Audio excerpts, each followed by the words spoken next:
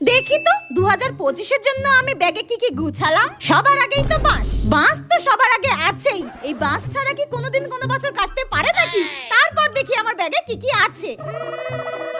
Depression হ্যাঁ আছে, anxiety হ্যাঁ আছে, অপমান। কি অপমান কোথায় গেল? অপমান তো থাকার কথা। প্রতি বছর আমি সবার কাছে অপমানিত হচ্ছি। হ্যাঁ, ও ওই তো দুষ্টু অপমান।